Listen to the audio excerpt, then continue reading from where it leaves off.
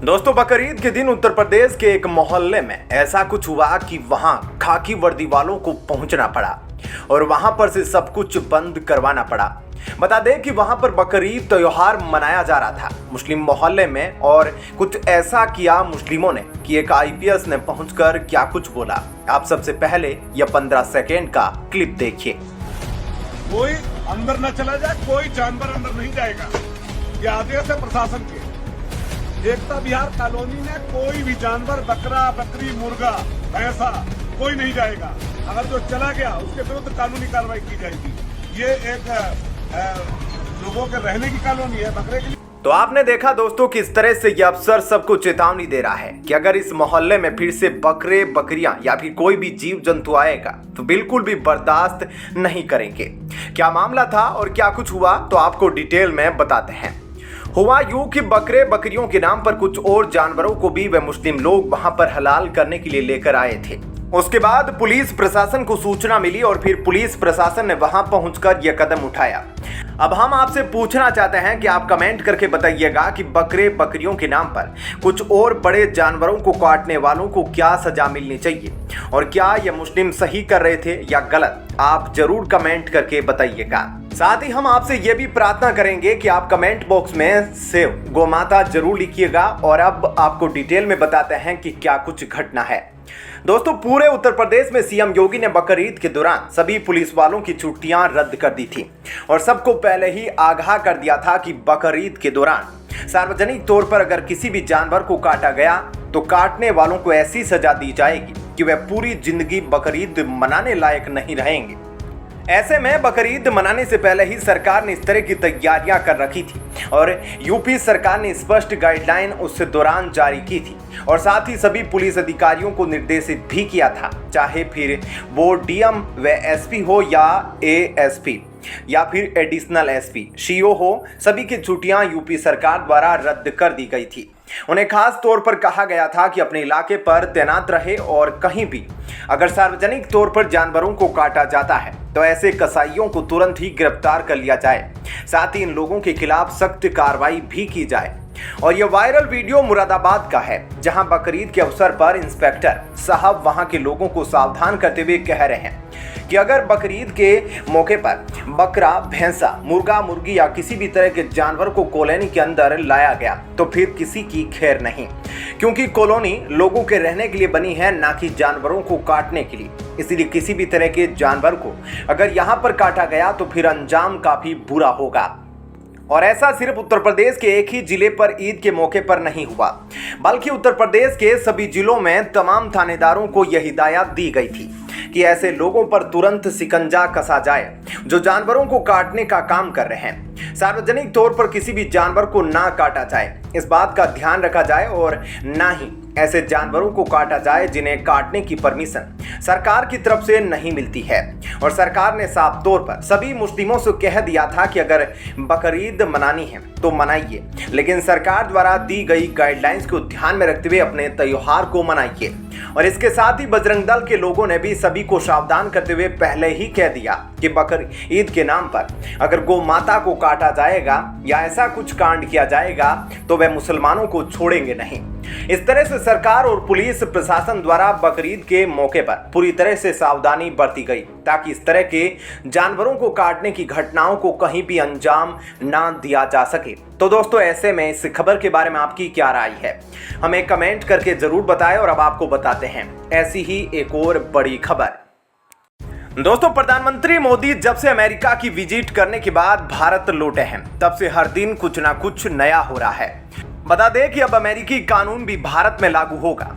अब इस पर भी सुप्रीम कोर्ट फैसला देने जा रहा है। आपको बता दें कि सारे लोग इसको जो है यूसीसी यानी कि यूनिफॉर्म सिविल कोड पर अटके थे, जबकि पीएम मोदी ने कुछ ऐसा ऐलान कर दिया जो किसी को भी विश्वास नहीं होगा। जब पीएम मोदी अमेरिका से लौटे उसके एक दिन बाद उन्होंने जो भाषण दिया, उस भाषण की चर्चा जोरों शोरों से हो रही है। आप इस क्लिप में देखिए कि उन्होंने कानून पर क्या कुछ बोला और उसके बाद आपको डिटेल में बताते हैं कि सुप्रीम कोर्ट अब क्या कुछ बोल रही है। ऐसे कानूनों पर क्या अब अमेरिका जैसा कानून भारत में लागू होगा या नहीं, यह तमाम चीजें अब आपको डिटेल में बताते हैं। पहले आप ये क्लिप देखिए। कि यूनिफॉर्म सिविल कोड के नाम पर ऐसे लोगों को भड़काने का काम हो रहा है। आप मुझे बताइए, एक घर में परिवार के एक सदस्य के लिए एक कानून हो, परिवार के दूसरे सदस्य के लिए दूसरा कानून हो, तो क्या वो घर चल पाएगा क्या? कभी भी चल पाएगा क्या? फिर ऐसी दोहरी व्यवस्था से देश कैसे चल पाएगा? हमें याद रखना है कि भारत के संविधान में भी नागरिकों के समान अधिकार की बात कही गई है। साथियों, ये लोग हम पर आरोप लगाते हैं, लेकिन सच ये है कि यही लोग मुसलमान करते हैं। अगर ये मुसलमानों के सही मायने में हितैषी होते तो अधिकांश परिवार, मेरे मुस्लिम भाई बहन, शिक्षा में पीछे न रहते, रोजगार में पीछे न रहते, मुसीबत की जिंदगी जीने के लिए मजबूत नहीं रहते। और सुप्रीम कोर्ट ने बार बार कहा है, सुप्रीम कोर्ट डंडा मारती है, कह रही है कॉमन सिविल कोड लाओ, लेकिन ये वोट बैंक के भूखे लोग।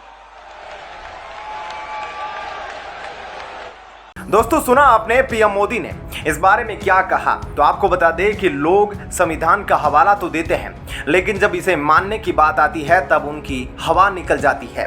इसका कारण यह है कि जब संविधान को बनाया गया था तब हर नागरिक के लिए समान कानून होना चाहिए था, लेकिन ऐसा नहीं किया गया।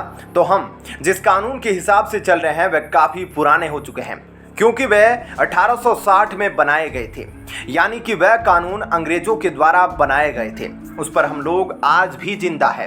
अब आप सुनिए कि यह वकील भारतीय कानून के बारे में क्या मैं सरकार से निवेदन करता हूं, माननीय प्रधानमंत्री से निवेदन करता हूं, आप इस 1860 की मैकाले द्वारा बनाई गई इंडियन पिनल कोड को कूड़े के डब्बे में फेंकिए। आने वाले संसद सत्र में इसको उठा के फेंक दीजिए, इसको खत्म करिए और अमेरिका के फेडरल पिनल कोड की तर्ज पे एक one nation one penal code लागू करिए। जैसे इसमें 123 चैप्टर हैं, वैसे भारत में आप बनाइए। 123 हो, 130 हो, 140 हो, 150 हो। चूंकि भारत में स्वाभाविक सी बात है, अपराध ज्यादा है, तो हमारे यहाँ जो चैप्टर होगा वो ज्यादा होगा अमेरिका के फेडरल पिनल कोड से। 123 से काम नहीं चलेगा, हो सकता है हमें 150 चैप्टर बनाना पड़े, लेकिन आप वो बनाइए। वकीलों की जिंदगी आसान हो जाएगी, जजों की जिंदगी आसान हो जाएगी, थानेदार तहसीलदार की जिंदगी आसान हो जाएगी, एफआईआर लिखना आसान हो जाएगा। तो दोस्तों, इस देश का जुडिशियल सिस्टम इतना खोखला हो चुका है कि 20-30 सालों तक लंबे केस चलते रहते हैं और फिर आरोपियों को बरी कर दिया जाता है। तारीख पर तारीख मिलती रहती है। जब कोई वकील चाहता है तब फैसला कर दिया जाता है, या जब कोई जज चाहता है तब फैसला सुना दिया जाता है। ऐसे घटिया कानून के बलबूते पर ना तो अपराध खत्म किया जा सकता है, ना ही भ्रष्टाचार खत्म किया जा सकता है, और ना ही घोटालों पर रोक लगाई जा सकती है। और जब किसी भी चीज पर रोक नहीं लगाई जा सकती तब देश में किसी भी तरह से शांति नहीं लाई जा सकती। ऐसे में जब सरकार एक देश में कानून की मुहिम छेड़ चुकी है तो क्यों ना लगे हाथ ही 1960 में बने अंग्रेजों के कानून को भी बदल दिया जाए। इन अंग्रेजों के बनाए कानून को आज हम क्यों मान रहे हैं, और क्यों ना इन कानूनों को रिफॉर्म करके एक सुलभ कानून बना दिया जाता जिससे कानूनों पर लगाम लगाई जा सके। और ऐसे में अमेरिका के कानून से भारत को सीख लेने की जरूरत है। अमेरिका की तरह ही भारत में भी कानून लागू कर दिए जाने चाहिए ताकि भारत में भी अपराधों को कम किया जा सके, अपराधियों को सबक सिखाया जा सके, क्योंकि ऐसा करने से भारत में न सिर्फ अपराध को रोका जा सकेगा बल्कि अपराधियों पर भी नकेल कसी जा सकेगी। और पुराने नियम कानून जो है उनको बदलकर आज के कानून के हिसाब से उनको अमेरिका पिनल कोड की तरह बदल दिया जाना चाहिए। तो ऐसे में दोस्तों, इस खबर के बारे में आपकी क्या राय है, हमें कमेंट करके जरूर बताएं। और अब आपको बताते हैं ऐसी ही एक और बड़ी खबर।